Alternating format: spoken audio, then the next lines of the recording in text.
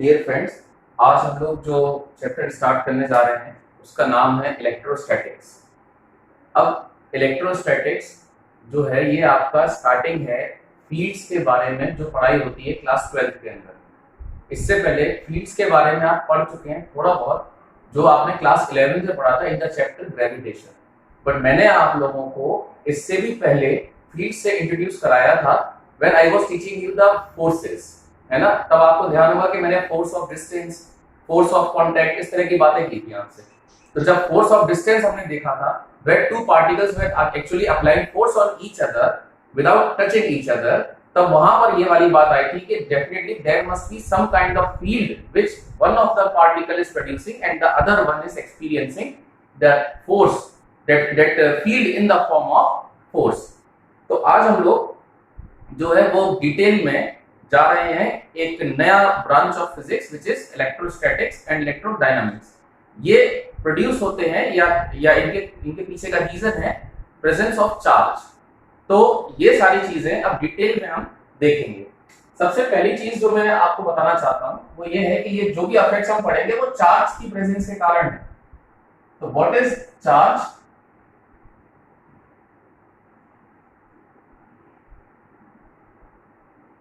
It is a fundamental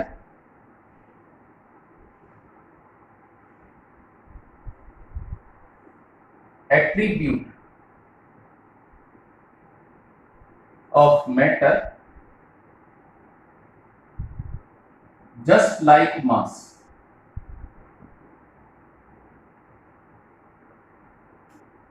charge जो है ये जैसे मैटर का एक एट्रीब्यूट है ना, एक प्रॉपर्टी होता है मास, वैसे ही मैटर का एक प्रॉपर्टी होता है चार्ज। अब चार्ज जो इफेक्ट्स प्रोड्यूस करता है उन्हें हम इलेक्ट्रोस्टैटिक्स या इलेक्ट्रोडायनामिक्स में स्टडी करते हैं। तो सबसे पहली चीज कि भाई इलेक्ट्रोस्टैटिक्स आप सब पढ़ाने जा रहे हैं तो वो क्या चीज होगी, तो देखिएगा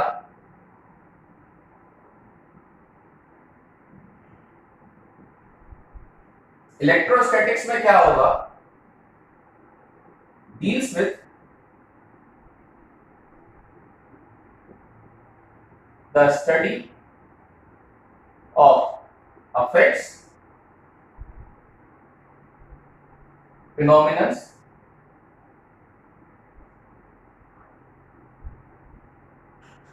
produced by charges at rest।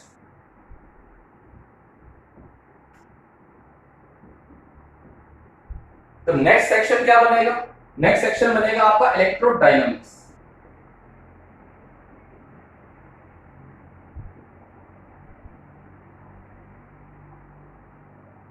अब ये इलेक्ट्रोडायनामिक्स में क्या होगा? Deals with the study and effects और phenomena produced by charges in motion.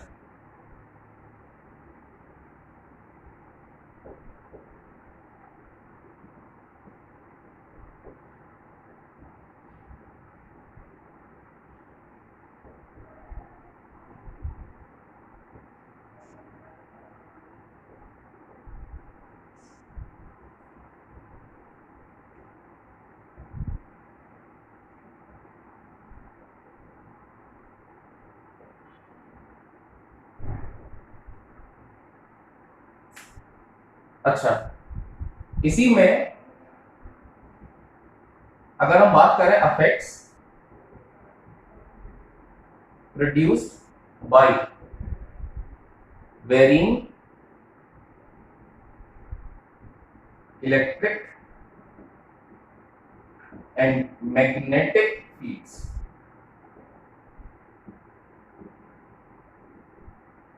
बेटा ये समझना कि जैसे मास जो है मैटर का एक एट्रीब्यूट है, प्रॉपर्टी है ना, वो प्रोड्यूस करता है gravitational field in its surroundings. जैसे सिमिलर मासेस जो अदर मासेस हैं वो एक्सपीरियंस करते हैं in the form of force. इसी प्रकार से चार्ज जो कि एक दूसरा एट्रीब्यूट है मैटर का, वो अपने आसपास के क्षेत्र में इलेक्ट्रिक फील्ड प्रोड्यूस करता है, अपने आसपास के क्षेत्र में मैग्नेटिक फील्ड प्रोड्यूस कर देता है जब वो चल रहा हो, और इन्हीं इफेक्ट्स को दूसरे चार्जेस एक्सपीरियंस करते हैं in the form of force. The force में बी इलेक्ट्रिक, में बी मैग्नेटिक। तो हाल फिलहाल हम लोग स्टैटिक चार्जेस के बारे में पढ़ाई कर रहे हैं। Static charges, they are not going to produce the magnetic fields, they are only going to produce the electric fields, and other charges will be experiencing only the electric fields that are produced by those charges, दो static charges. तो वो पूरी पढ़ाई हम लोग जो है वो इलेक्ट्रोस्टैटिक्स में बाउंड करके रख लेते हैं, ठीक है सर। तो अब जो हमारी आगे की पढ़ाई होगी, आगे की डीलिंग होगी, उस सब में आपको ये ध्यान रखना है कि whatever we are discussing charges at rest. अच्छा, अब थोड़ा बहुत मैं ये तो समझा चुका कि हम जो पढ़ने जा रहे हैं वो ये वाली चीज है। चार्ज, ये जो अफेक्ट्स है ना, इन अफेक्ट्स को सबसे पहले नोटिस किया था ग्रीक्स ने, है ना। मींस जैसे मैं बोलूं कि इलेक्ट्रिक अफेक्ट्स,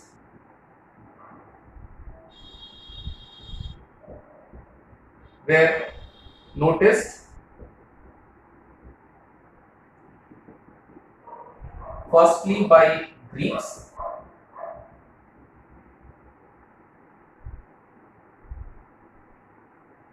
फिर एक और बात आई कि अनलाइक चार्जेस, अनलाइक मास,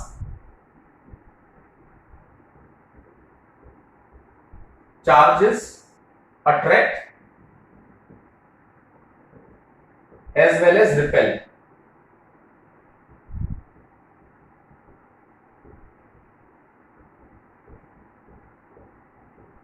मतलब जैसे आपने समझा ना कि मास तो अट्रैक्ट कर रहे थे, बट चार्जेस अट्रैक्ट और रिपेल दोनों काम कर लेते हैं।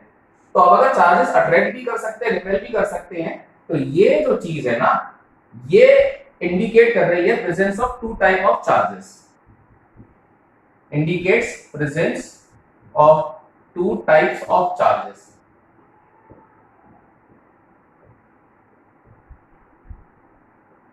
तो इसमें क्या बात आ रही कि बेंजामिन फ्रैंकलिन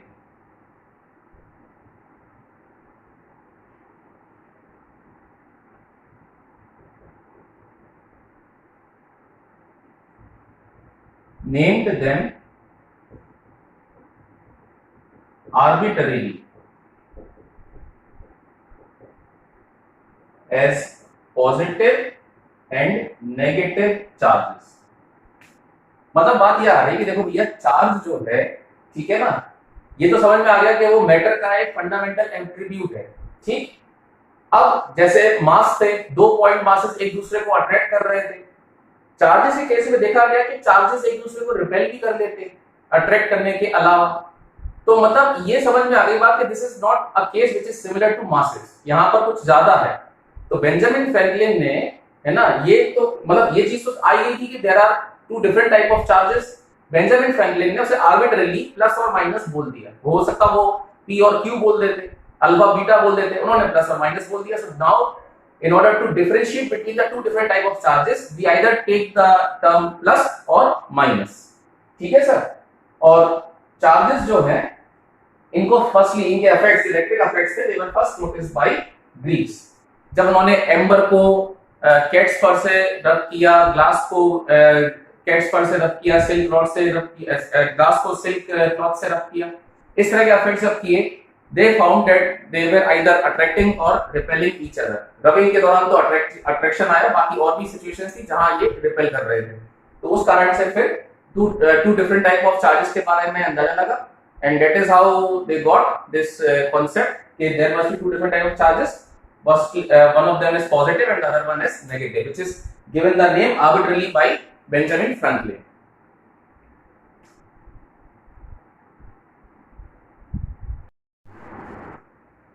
तो सर इलेक्ट्रोस्टैटिक्स के इफेक्ट्स को हम लोग समझने के पहले थोड़ा बहुत चार्ज के बारे में पढ़ लेते हैं, जिसके बाद हम डिटेल में इन इफेक्ट्स को समझेंगे, या जो फिनोमेनन्स हम देखेंगे इस चैप्टर के अंदर उनको हम एक्सप्लेन करेंगे।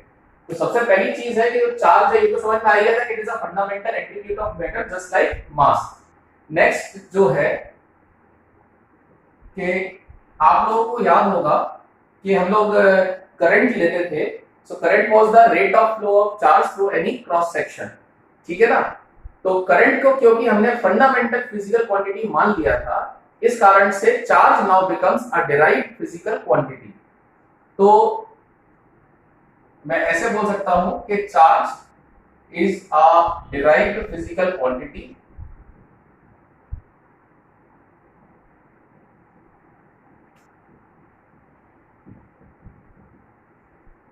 आप करंट को लिखते थे the rate of flow of charge through any cross section, तो उस हिसाब से आप चार्ज को लिख सकते हो करंट इनटू टाइम।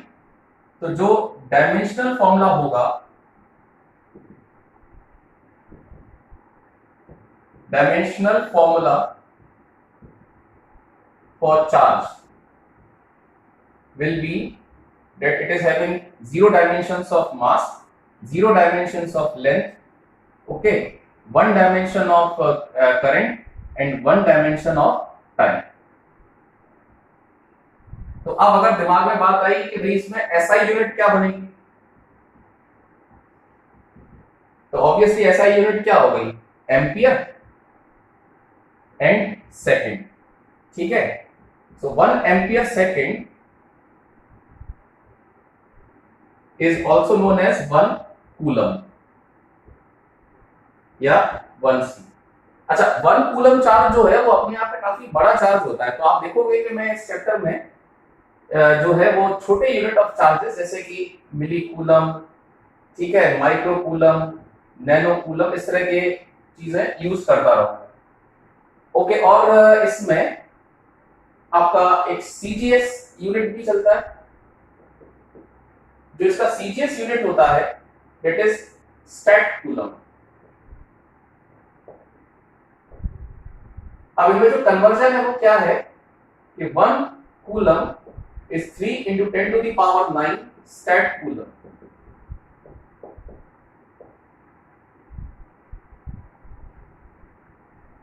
अच्छा, स्टूडेंट्स मुझसे कई बार ये वाली चीज पर आर्ग्यू करते हैं कि आपने जो चार्ज है उसको एक डिराइव्ड फिजिकल क्वांटिटी लिख दिया और करंट आपके लिए फंडामेंटल फिजिकल क्वांटिटी बन गया, जबकि current itself is getting it's definition from the very concept of charge. कि करंट तो आप बोलते हो कि it is rate of flow of charge, तो मतलब अगर दुनिया को चार्ज के बारे में ही नहीं पता होता तो करंट कैसे बताते।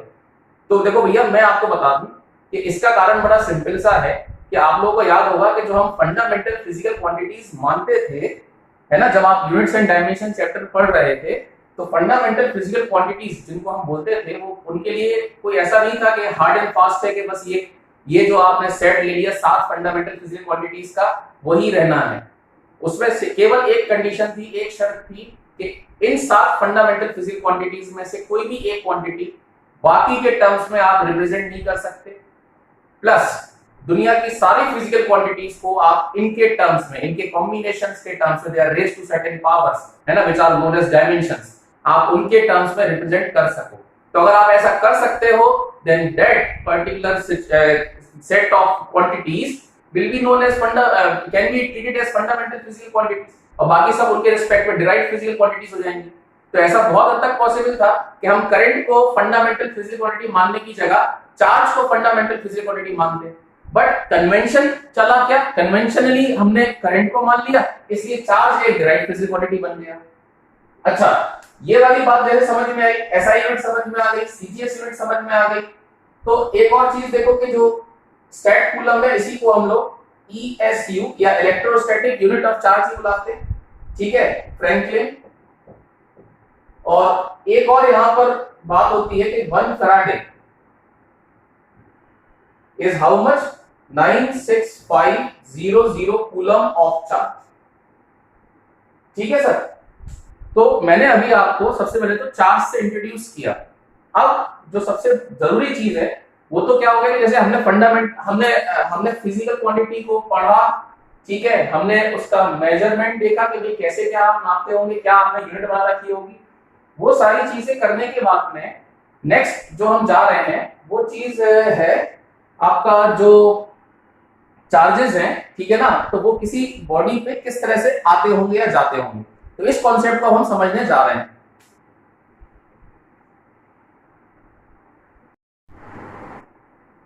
तो अब मैं आगे डिस्कस करने जा रहा हूं जो चीज वो है कि मैटर के अंदर में पाए जाने वाले वो एलिमेंट्री पार्टिकल्स, है ना, और उनसे रिलेटेड चार्जेस, और उस तरह से फिर हम आगे बढ़ेंगे, पूरी कहानी को एक डेवलप करेंगे। तो सबसे पहली चीज आप ये समझना कि जैसे जो मैटर है, मैटर के अंदर में जो एलिमेंट्री पार्टिकल्स है ना, विद द एडवांसनेस ऑफ फिजिक्स हम लोग को धीरे धीरे पता चलते गए elementary particles.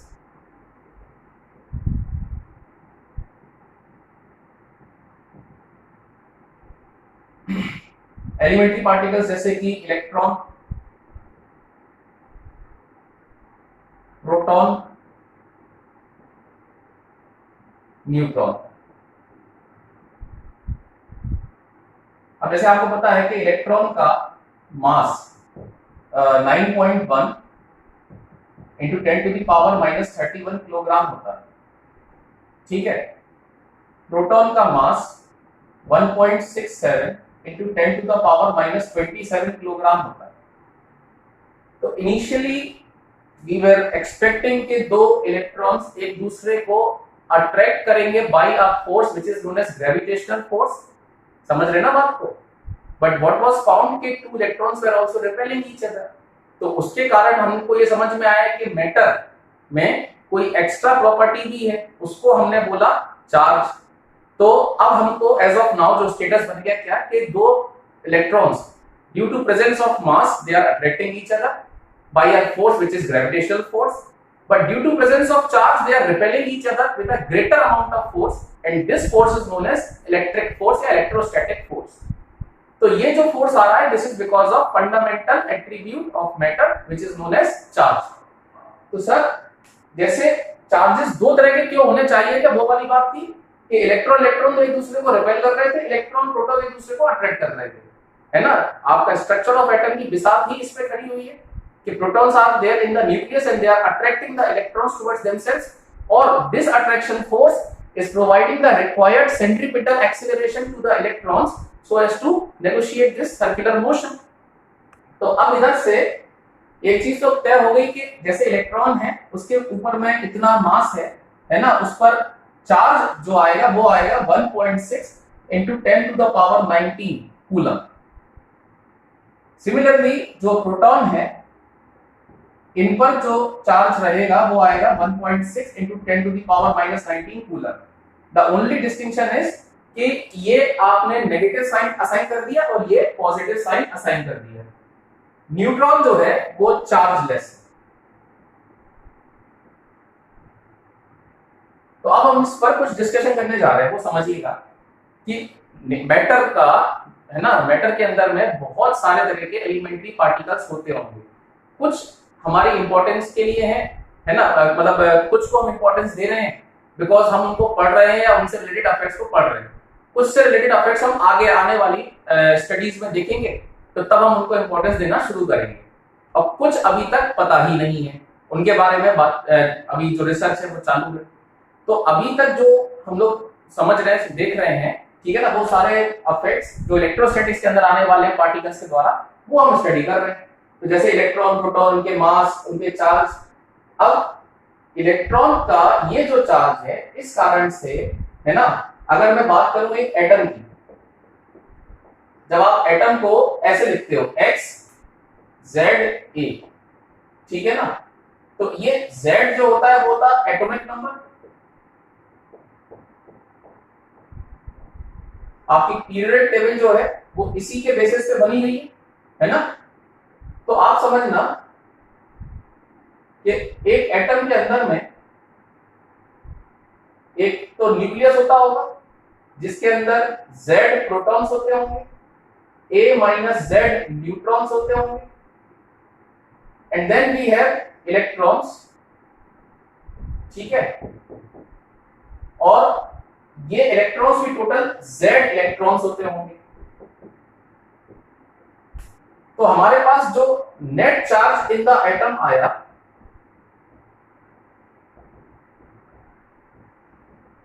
Net charge in the atom आया Z प्रोटॉन्स का चार्ज, मतलब कि 1.6 into 10⁻19 coulomb, plus Z electrons का चार्ज, which makes this 0। तो अब एक चीज तो तय हो गई कि मैटर का हम कोई सा भी फॉर्म पढ़ेंगे, सब में एटम्स तो होंगे ना, तो सब में इलेक्ट्रॉन्स प्रोटॉन्स तो होंगे, तो चार्ज तो सब में रहेगा। तो जब मैं बोलूंगा चार्ज ऑन अ बॉडी, है ना, तो इसका मतलब क्या होगा कि जरूर वहां पर कोई रिजल्टेंट चार्ज बना होगा। बिकॉज आप देखो नेट चार्ज तो एटम के अंदर 0 होता है, तो अगर ऐसे एटम्स से कंबाइंड होकर मॉलिक्यूल्स बने होंगे तो नेट चार्ज मॉलिक्यूल के अंदर भी जीरो होगा। मॉलिक्यूल्स के कंबाइंड होकर के मैटर बन रहा तो नेट चार्ज जो हम मैटर उठाएंगे उसमें भी जीरो होगा। ठीक है ना। तो चार्ज ऑन द बॉडी का मतलब है कि जरूर इस बैलेंस में कोई डिस्टरबेंस क्रिएट किया गया होगा। तो आप समझिएगा कि अब अगर मैं एक एटम से, ठीक है, मैं एक एटम से अगर आयन बनाने की बात करता हूं तो आयन में दो चीजें बनेंगी, positive ion and negative ion. Positive ion का मतलब क्या हुआ, electrons are removed from atom. Negative ion का मतलब क्या हुआ, या atom has excessive number of electrons.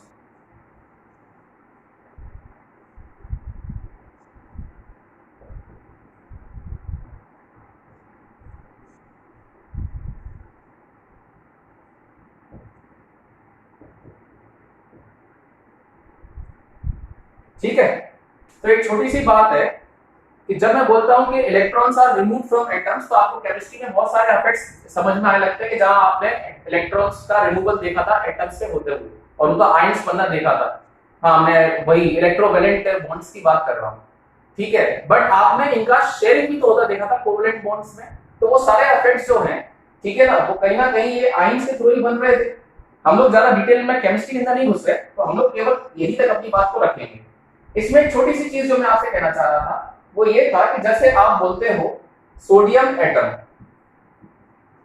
ठीक है, फिर आप बोलते हो सोडियम प्लस आयन, तो इनमें दोनों में अंतर क्या है। सोडियम एटम का मतलब देखो आपको पता है ना, इसका एटॉमिक नंबर 11 होता है। ठीक है, 1s2 2s2 2p6 3s1, ये कॉन्फ़िगरेशन भी याद होगा। तो ये जो 3s1 वाला इलेक्ट्रॉन है ना, इस इलेक्ट्रॉन को आप निकाल लो। अब जब आप इस इलेक्ट्रॉन को निकालोगे तो यू हैव 11 प्रोटॉन्स,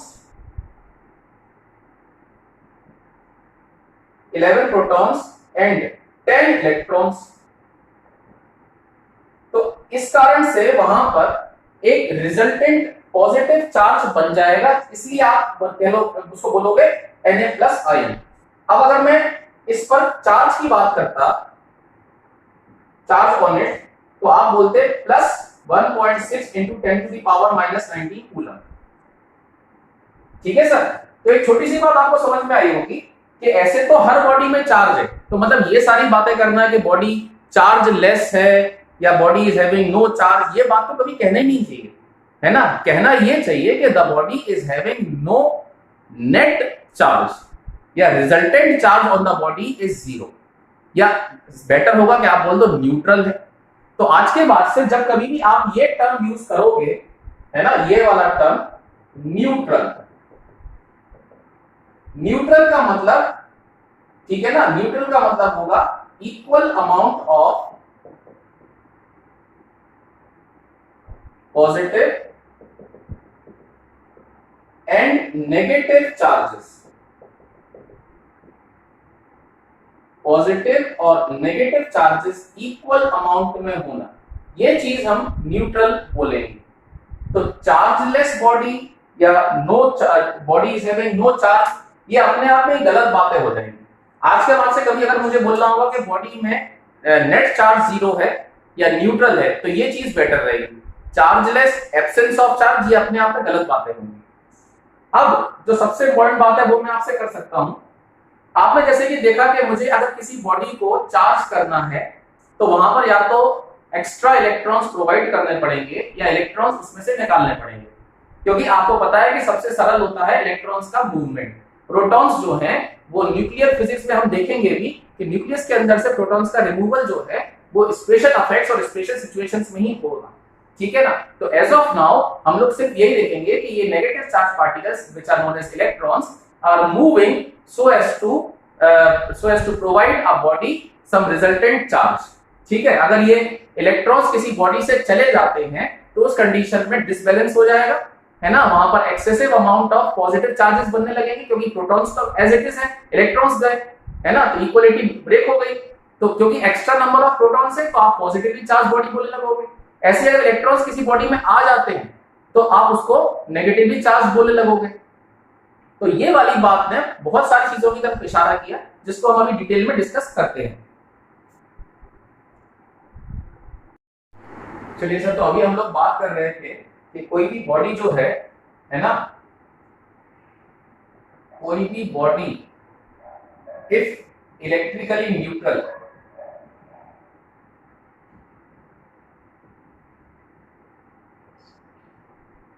तो इसका इम्प्लीकेशन क्या होगा, implies that there are equal amount of positive and negative charges।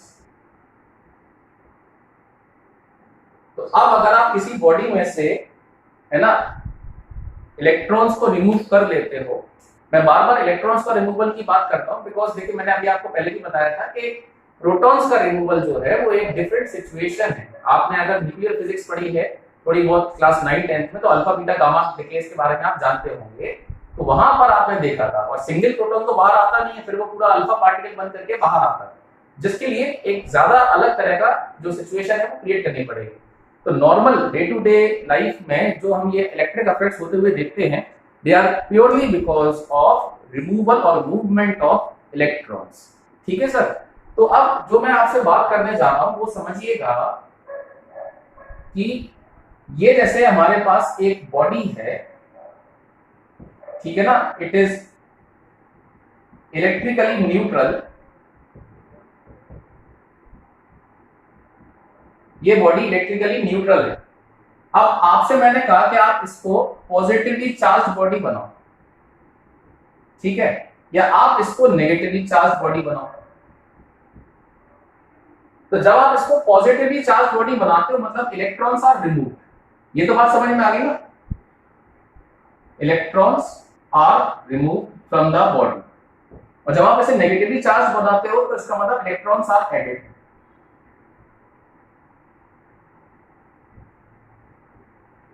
ठीक। तो मैं छोटी सी चीज और कहना चाह रहा हूं कि मान लो इस बॉडी का मास m था, तो क्योंकि इसमें से इलेक्ट्रॉन्स आपने रिमूव किए तो mass is slightly less than m हो जाएगा। और ये सिचुएशन में mass is slightly greater than m हो जाएगा। ठीक है। तो ये सिचुएशन में ये बात तो समझ में आ गई कि चार्ज इज, ये स्टेटमेंट्स हैं, बड़े प्यारे स्टेटमेंट्स हैं, हमेशा दिमाग में रखना। Charge is always associated with mass. मतलब ऐसा नहीं होगा कि you are having a particle that is having charge but no मास।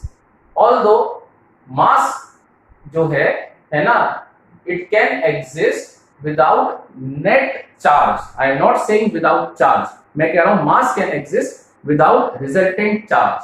ठीक है ना, मतलब कि वहां इक्वल अमाउंट ऑफ प्रोटॉन्स और neutrons, equal amount of protons और इलेक्ट्रॉन्स होंगे, जिस कारण से रिजल्टेंट चार्ज 0 बन जाएगा। तो एक बात ध्यान में आ गई कि charge is always associated with mass. मतलब अगर कहीं चार्ज है कोई बॉडी तो उसका मतलब मास तो है ही है, बट अगर मास है तो जरूरी नहीं कि रिजल्टेंट चार्ज भी हो वहां पर, बट मास है तो चार्ज तो होगा, क्योंकि इलेक्ट्रॉन्स वगैरह ये सब तो होंगे वहां पर। ठीक है सर। तो अब हम लोग इसके बाद में चार्जेस के प्रॉपर्टीज को पढ़ने जा रहे हैं। ठीक है।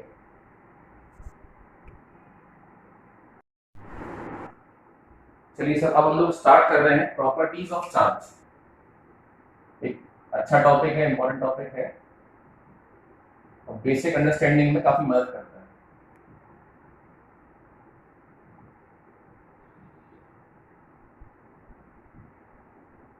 अब चार्ज जो कि एक फंडामेंटल एट्रीब्यूट है मैटर का, उस वो कौन कौन सी बेसिक प्रॉपर्टीज शो करता है, आप ये चीज देखो।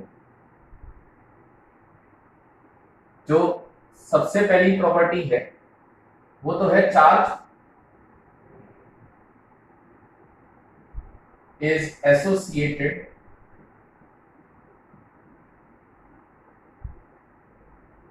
With mass. चार्ज जो है वो मास से एसोसिएटेड रहेगा हमेशा, ठीक है। Next comes charge is quantized.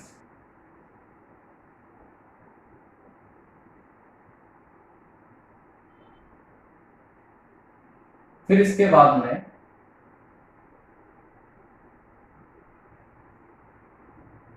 Charge is conserved.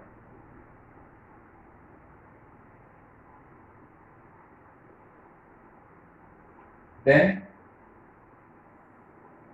moving charge produces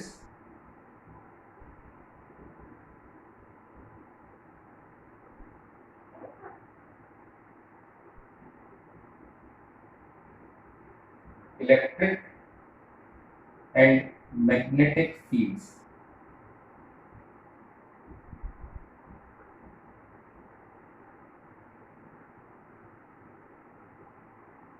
फिर जो नेक्स्ट अफेक्ट आएगा वो होगा charges invariant.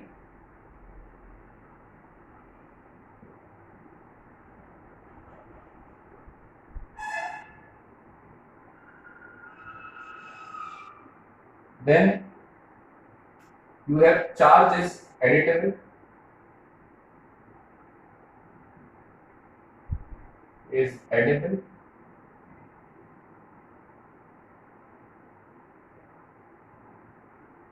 and charge is transferable।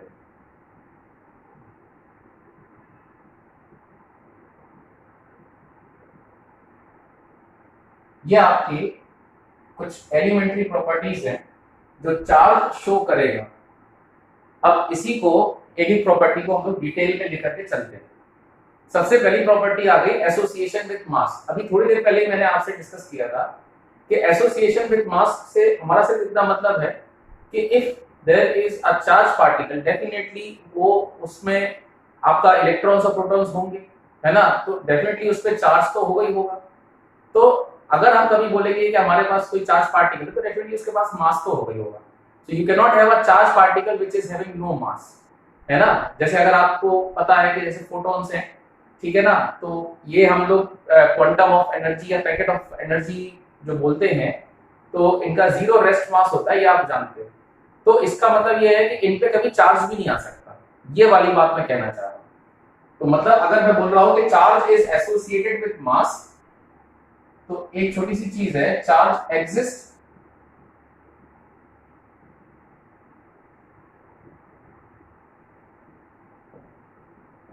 with mass,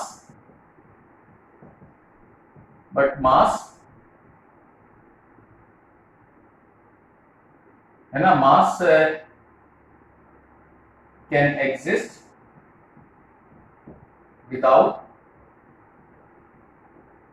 net charge।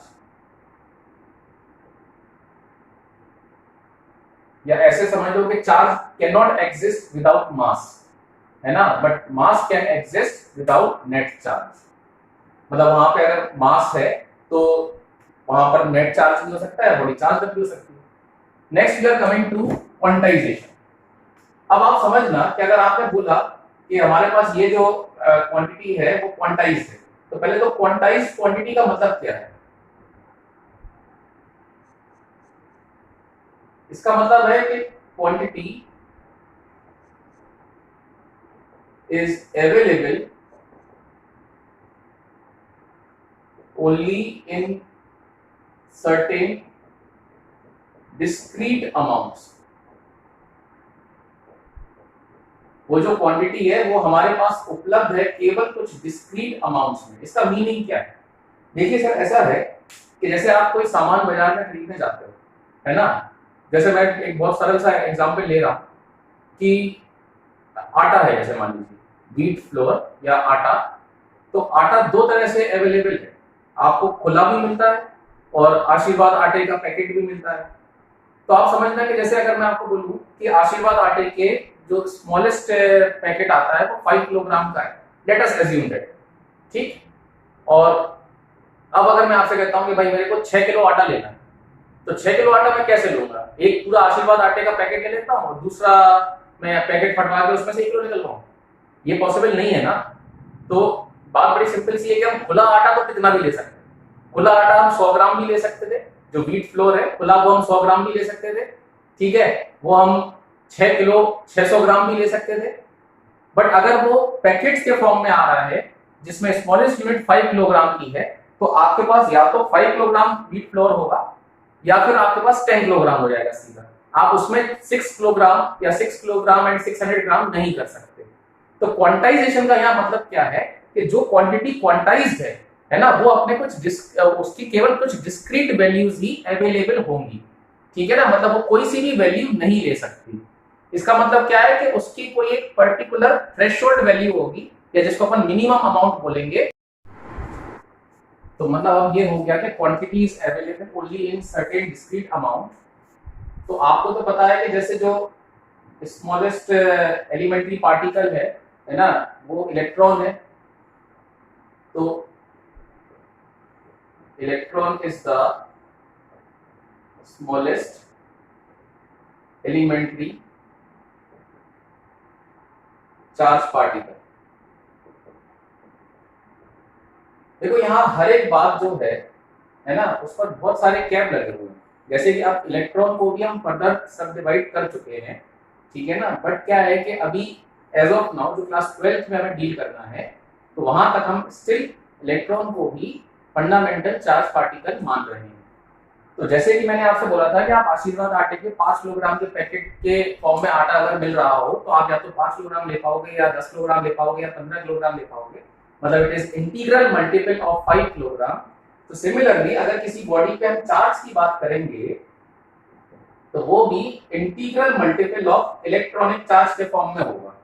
बस अब इतनी सी बात है कि इलेक्ट्रॉन्स आ भी सकते थे और जा भी सकते थे। तो अगर गए होते तो वहां डेफिशिएंसी ऑफ इलेक्ट्रॉन्स हो जाएगा, या ये कह लो कि वहां पे एक्सेसिव अमाउंट ऑफ प्रोटॉन्स हो जाएंगे, जिस कारण से चार्ज डेवलप होगा। तो मैं वहां पर प्लस छोड़ दूंगा, और अगर आए होंगे तो माइनस हो जाएगा। तो यहाँ पर n is integer, and now what we can say that charge on a body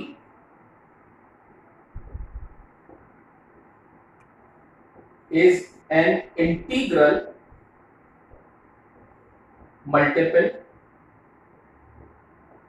of electronic charge। किसी बॉडी पर आपको जो चार्ज मिलेगा वो इंटीग्रल मल्टीपल होगा इलेक्ट्रॉनिक चार्ज का, ठीक है सर।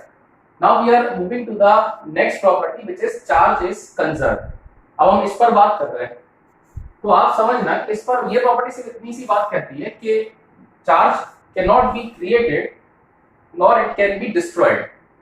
मतलब समझते हैं जरा, आई होप ये तो होगी बात हमारी, ठीक है। तो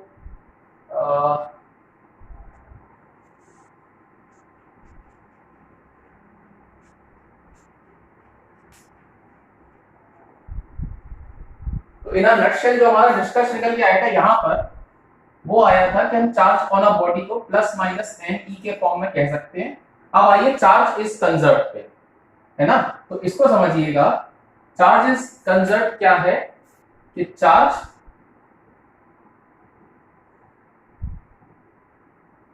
कैन नॉट बी क्रिएटेड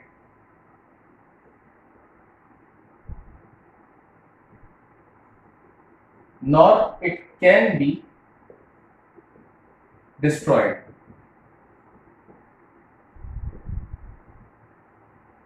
हम चार्ज को क्रिएट नहीं कर सकते, हम उसे डिस्ट्रॉय भी नहीं कर सकते।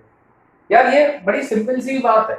एक्चुअली में क्या है कि जो कंजर्वेशन ऑफ चार्ज है वो केवल इतनी सी बात कहता है कि अगर किसी बॉडी पे नेट चार्ज कुछ है वहां पर, तो अब उस बॉडी में उस चार्ज के लिए वो मतलब हमेशा कांस्टेंट ही रहेगा charge, it is not going to change. तो मतलब अगर उस बॉडी से आप किसी दूसरी बॉडी को टच करते हो, तो अब दोनों बॉडीज को मिला करके जो चार्ज होगा वो उतना ही रहेगा। जैसे सपोज करिएगा मैं आपसे कहूं कि देखो ये मेरे पास में एक बॉडी है कोई and it is having plus Q amount of charge. अब ये दूसरी बॉडी है, this is having no charge, ठीक है।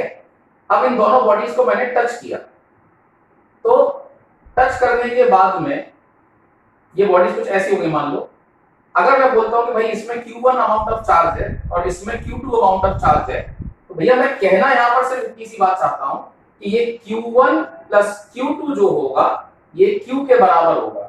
मतलब यहां पर ये वैल्यू अगर Q से ज्यादा हो जाती तो बात गलत कहां होती कि हमने चार्ज क्रिएट कर लिया, अगर ये Q से कम हो जाती तो बात गलत कहां होती कि हमने चार्ज को डिस्ट्रॉय कर दिया। तो एज ऑफ नाउ, ठीक है, एक चीज तो समझ में आ गई कि the entire universe, if the entire universe is taken as a complete body, तो इस पर जो चार्ज होगा वो हमेशा कांस्टेंट रहेगा। हम लोग इसको जीरो लेकर के चलते हैं बिकॉज वी ट्रीट के भैया जितना प्लस में चार्ज होगा उतना ही माइनस में होगा। तो एक बहुत बढ़िया चीज आपने इसमें नोटिस की होगी कि ये ऐसा नहीं कहता कि आप चार्ज पार्टिकल्स चार्ज बॉडीज आप क्रिएट नहीं कर सकते, बट ये सिर्फ इसी बात कहता है कि नेट चार्ज आप क्रिएट नहीं कर सकते। मतलब अगर जैसे मान लो कि ये मार्कर है, ठीक है, इस पे नेट चार्ज अभी 0 है। अब एक और मार्कर लेते हैं, इस पर भी नेट चार्ज 0 है। अब अगर किसी तरीके से मैं इससे इलेक्ट्रॉन्स इसमें ट्रांसफर कर दूं, जैसे किसी तरीके से क्या, जैसे कि आप जानते हो कि अगर मैं चाहूंगा तो मैं इनको ऐसे रब करूंगा, किसी एक से इलेक्ट्रॉन्स दूसरे में ट्रांसफर हुए होंगे। इलेक्ट्रॉन्स क्यों ट्रांसफर होंगे वो तो यहां समझ में आ गई कि जो चार्ज है वो एक integral multiple of elementary charge के टर्म्स में होता है। एलिमेंट्री चार्ज हमारा इलेक्ट्रॉनिक चार्ज है, ठीक है। तो अब ये बॉडी अगर इसमें से 100 इलेक्ट्रॉन्स चले गए इस बॉडी में, तो ये एक्सेसिव अमाउंट ऑफ इलेक्ट्रॉन्स हो गए, इस पे चार्ज आ गया -100 E, क्योंकि 100 इलेक्ट्रॉन्स ट्रांसफर हुए थे। इस पर चार्ज आ गया +100 E, ठीक है ना।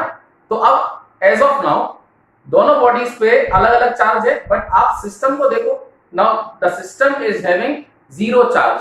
पहले भी 0 चार्ज था जब आपने इनको दोनों अनचार्ज बॉडीज को आप पास लाए थे, तो इसका मतलब जो चार्ज है वो कंजर्व है। गलती कब होती जब मैं बोलता इस पे -50 E चार्ज आया और इस पे +100 E चार्ज आया, तब गलती होती, क्योंकि तब यहां हम कहते हैं कि चार्ज क्रिएट हो गया, विच इज रॉन्ग। तो एक ये वाली बात भी समझ में आ गई होगी। Next is again a very good property कि जो चार्ज है ना, it produces electric and magnetic fields. तो इसमें मैं डिटेल में अभी इनको फिर से एक बार लूंगा प्रॉपर्टीज को। आप सिर्फ इतना समझो कि हमारे पास चार्ज एट रेस्ट है,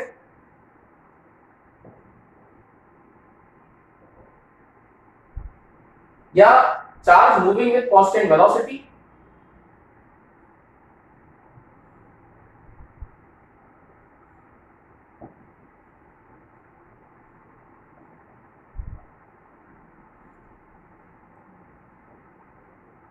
तो ये चार्ज एट रेस्ट और charge moving with constant velocity या accelerating charge particle.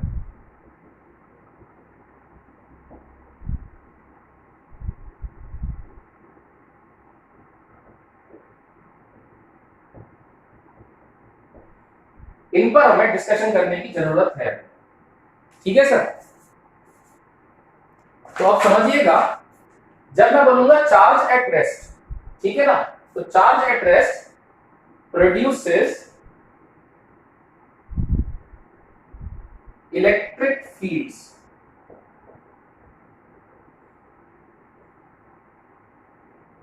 In the surroundings.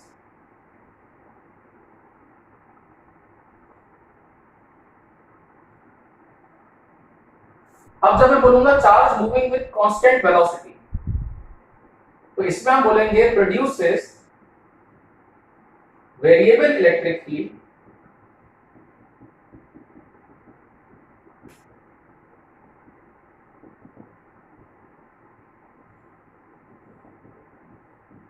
And constant magnetic field.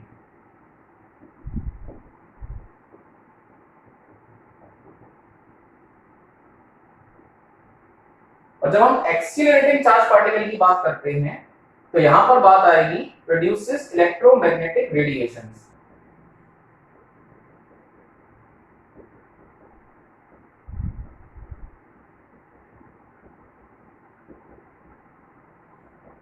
ठीक है सर। तो एज ऑफ नाउ अगर आपके पास चार्ज पार्टिकल है तो जो इलेक्ट्रिक और मैग्नेटिक इफेक्ट्स आप देखते हो वो बिकॉज ऑफ चार्ज पार्टिकल ही है। चार्ज पार्टिकल अपने आसपास के क्षेत्र में इलेक्ट्रिक फील्ड प्रोड्यूस करता है। वो इलेक्ट्रिक फील्ड वो प्रोड्यूस कर रहा है वो दो बातों पे डिपेंड करेगी, इसकी स्ट्रेंथ, उसका डायरेक्शन, है ना।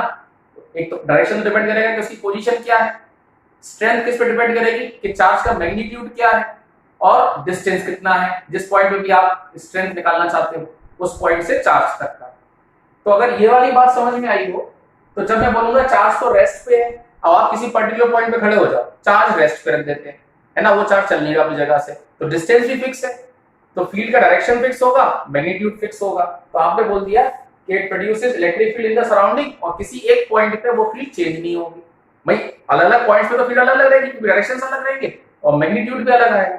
But if you are standing at a particular point, charge एक पर्टिकुलर पॉइंट पर है, तो वो फील्ड का magnitude is not going to change, neither its direction is going to change. अब अगर चार्ज पार्टिकल कांस्टेंट वेलोसिटी से चल रहा है तो ऑब्वियसली डिस्टेंस चेंज होता रहेगा, तो इलेक्ट्रिक फील्ड वेरिएबल हो जाएगी, and then it is going to produce also a constant magnetic field. ये जो मैग्नेटिक फील्ड होगी it is perpendicular to the plane of motion of the charge particle and the point where you wish to find the magnetic field.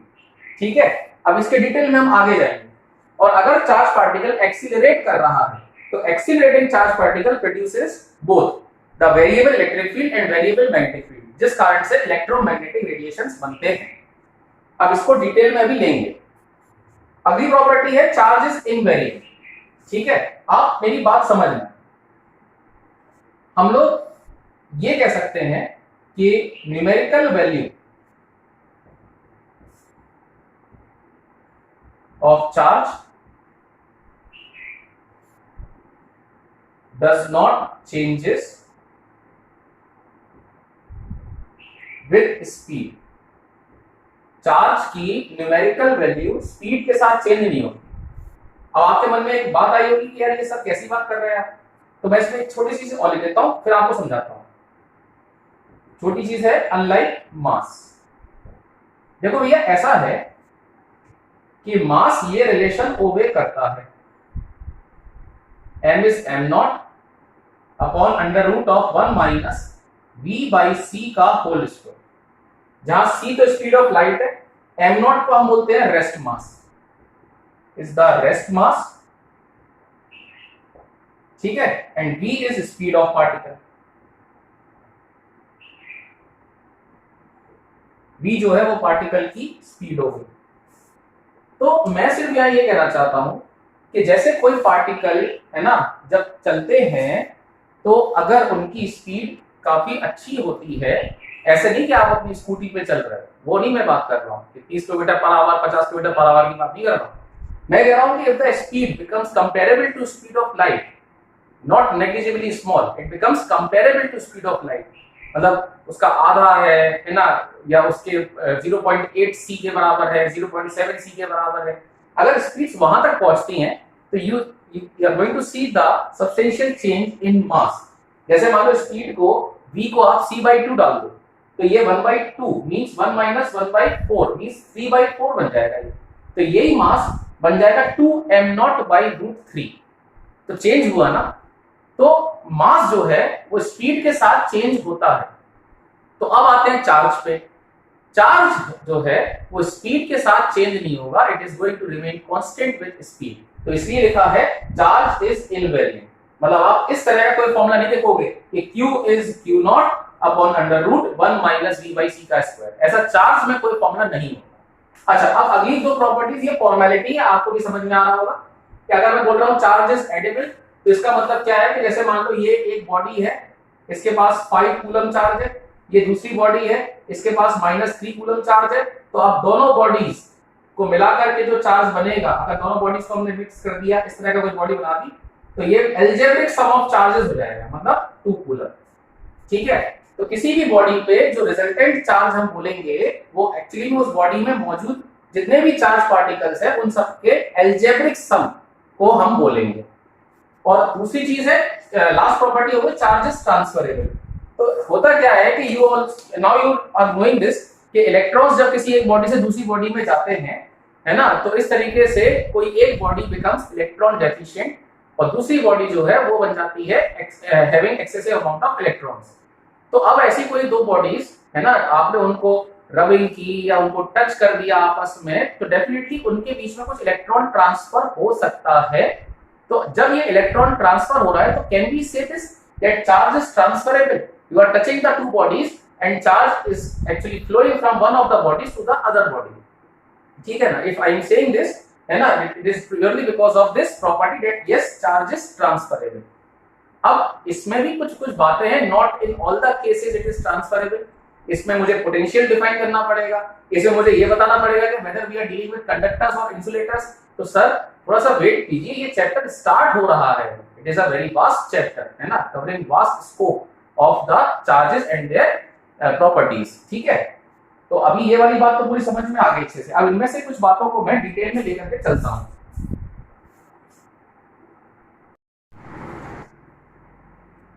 तो sir ये main properties हैं, इन्हें आप अपने दिमाग में बैठा लीजिए अच्छे से।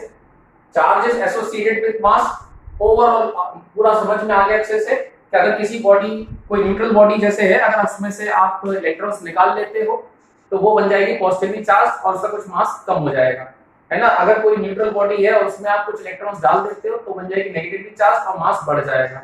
आप इलेक्ट्रॉन्स के टर्म्स में ही चार्ज को ट्रांसफर कर रहे हो, है ना। तो how can you think of a charge body having no mass, ये तो पॉसिबल ही नहीं है। तो मतलब इतनी सी बात कहने में कोई प्रॉब्लम नहीं है कि charge can not exist without mass, although mass can exist with mass can exist without resultant charge, क्योंकि मास में भी अगर मास होगा तो चार्ज तो होगा ही होगा, बट रिजल्टेंट चार्ज या जिसको हम बोलते हैं नेट चार्ज, वो जीरो हो सकता है। वो कब जीरो होगा? जब बॉडी न्यूट्रल होगी, मतलब उसमें equal amount of plus and minus charges होंगे। तो ये वाली बात समझने के बाद क्वांटाइजेशन, ये तो बड़ा सरल हो गया कि अगर मैं सिर्फ इतनी सी बात बोल देता हूं कि Q जो है वो प्लस माइनस एन ई के फॉर्म में होगा, तो आपको मेरी बात समझ में आ जाती है। जैसे for example, how many electrons are there in 1 coulomb of charge. सबसे सरल सवाल हमने उठाया कि अगर आप बात करते हो 1 कूलम चार्ज की तो उसमें कितने इलेक्ट्रॉन्स होंगे। तो देखो आप ये तो जानते हो ना कि हम 1 कूलम चार्ज की बात भी कर रहे हैं, तो कुछ n इलेक्ट्रॉन्स लिए गए होंगे, इलेक्ट्रॉन्स के ट्रांसफर से ही बना होगा। अब एक इलेक्ट्रॉन में चार्ज होता है 1.6 × 10⁻⁻19 कूलम। ऐसे n इलेक्ट्रॉन्स को जब लिया गया तब वो 1 कूलम चार्ज बना, ठीक है ना। -1 कूलम चार्ज बना, या n प्रोटॉन्स के चार्ज को लिया गया होगा तब वो +1 कूलम चार्ज बना। तो n की वैल्यू कितनी हो जाएगी? 1/1.6 × 10⁻⁻19 या 10⁻19/1.6, मतलब कि 10/1.6 × 10⁻18। तो ये कितना आ जाएगा? 100/16, है ना, मतलब 6.25 × 10⁻18। कितने इलेक्ट्रॉन्स होंगे? अब अरे ये क्वांटाइज्ड है भाई, ये 6.25 इलेक्ट्रॉन्स थोड़ा बना दिए, ये 625 उसके बाद 16 0, इतने इलेक्ट्रॉन्स हुए ना। तो अब एक चीज समझ में आ गई कि जैसे हम 3 इलेक्ट्रॉनिक चार्ज -5 इलेक्ट्रॉनिक चार्ज, ये तो तुमसे बोल सकते हैं।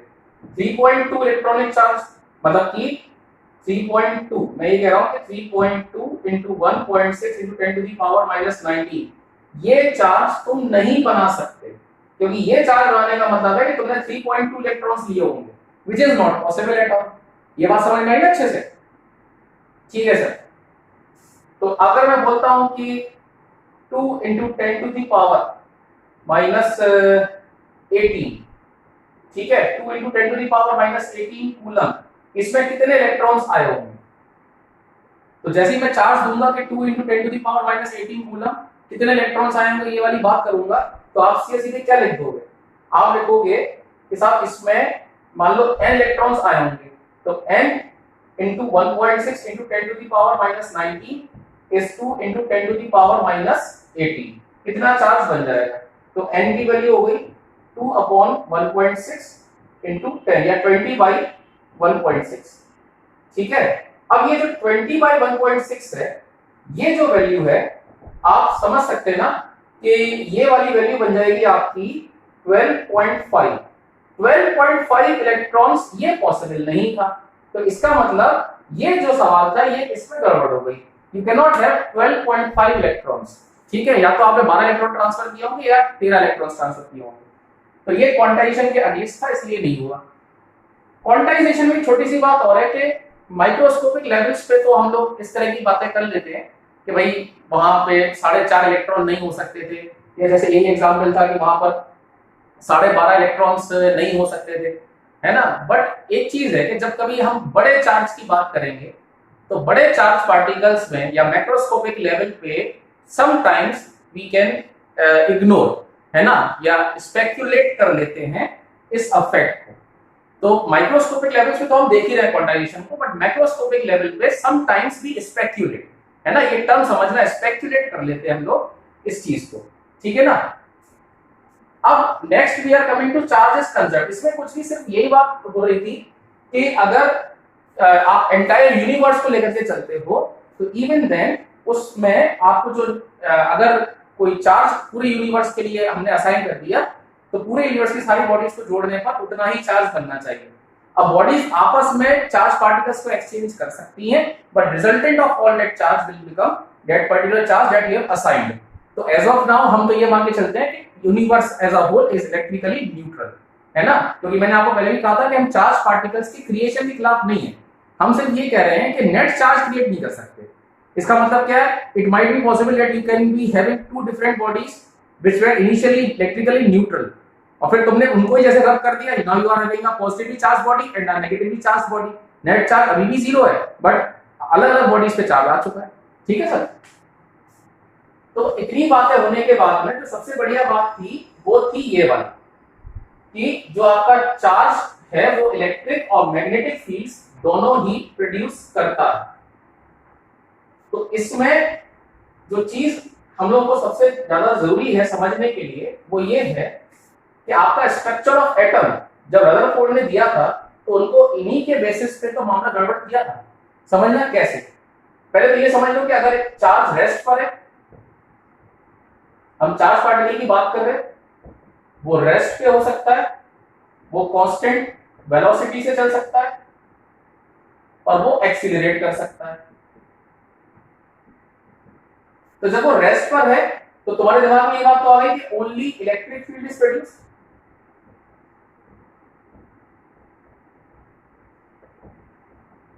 चार्ज पार्टिकल रेस्ट पे है, केवल इलेक्ट्रिक फील्ड प्रोड्यूस हो रही होगी। क्यों? जैसे सपोज करो मैं वो चार्ज पार्टिकल हूं, है ना, और ये वो पॉइंट है जहां पे फील्ड को देखना है।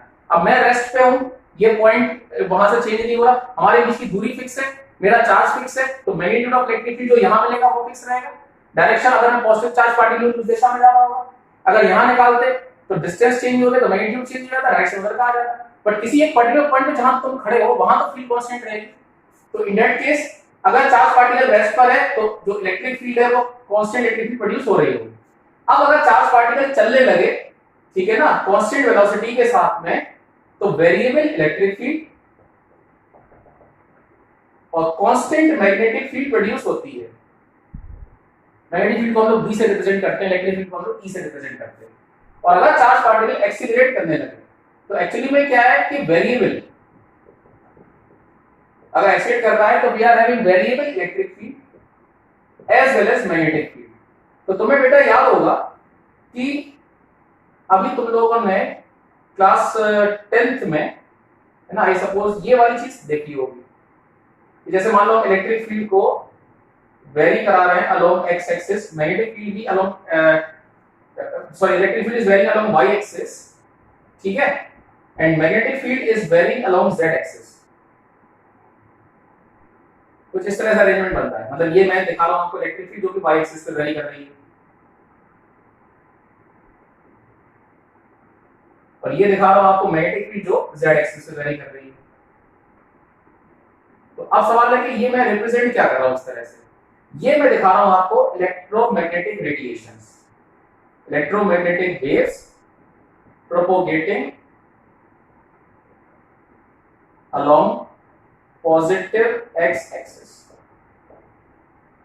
तो बच्चे ये दिमाग में अच्छे से बिठा लो कि अगर चार्ज पार्टिकल रेस्ट पे है तो only electric field is produced which is constant at a point, है ना। अगर वो मोशन में है, कांस्टेंट वेलोसिटी के साथ चल रहा है, तो variable electric field and constant magnetic field produce होगी।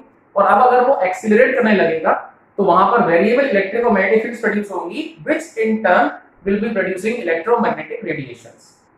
तो अब ये वाली अगर बात समझ में आ गई तो रदरफोर्ड के केस में यही तो बात हुई थी कि इलेक्ट्रॉन जो है वो अगर आपके न्यूक्लियस के चारों तरफ चक्कर लगा रहा होगा, ठीक है ना, बिकॉज ऑफ ऑब्वियसली जो उसको चक्कर लगाने के लिए सेंट्रीपिटल एक्सीलरेशन मिल रहा होगा, वो जो आपका कूलम्बिक अट्रैक्शन फोर्स होगा वो दे रहा होगा। We will be discussing this, अभी कूलम्ब्स लॉ में हम डिस्कस भी करेंगे इस बात को।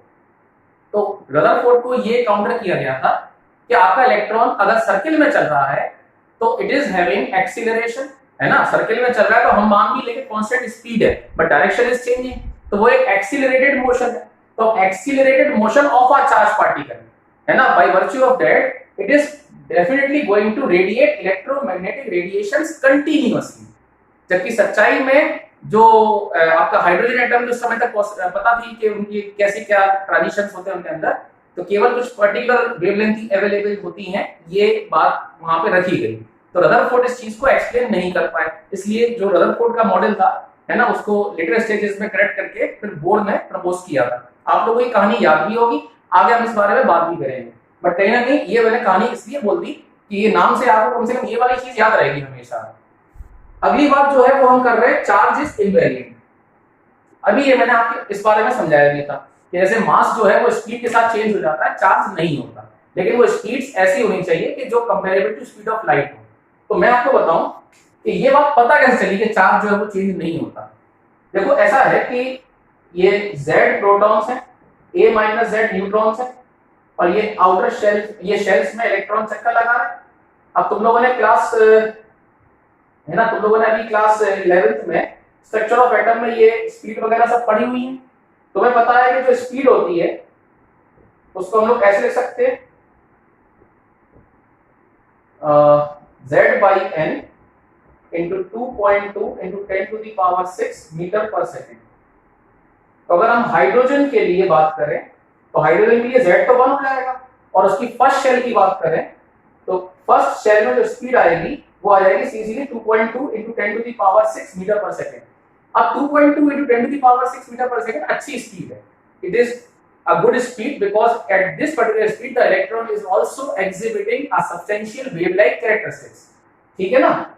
तो इस हाई स्पीड पे चलने के कारण अगर चार्ज स्पीड पे डिपेंडेंट होता तो इलेक्ट्रॉन का चार्ज डेफिनेटली चेंज होता, और अगर इलेक्ट्रॉन का चार्ज चेंज होता तो एक एटम जो है उसके अंदर में जो बैलेंस था वो बिगड़ता, तो एटम इलेक्ट्रिकली न्यूट्रल कैसे रह पाता, जबकि सच्चाई में एटम इलेक्ट्रिकली न्यूट्रल है। तो ये बात साफ हो जाती है कि इसका मतलब जो चार्ज है वो स्पीड के साथ वेरी नहीं करेगा, सो इट इज इनवेरिएंट। अच्छा, अब ये दो सरल से थे तो वो आपको वैसे ही समझ में आ गए।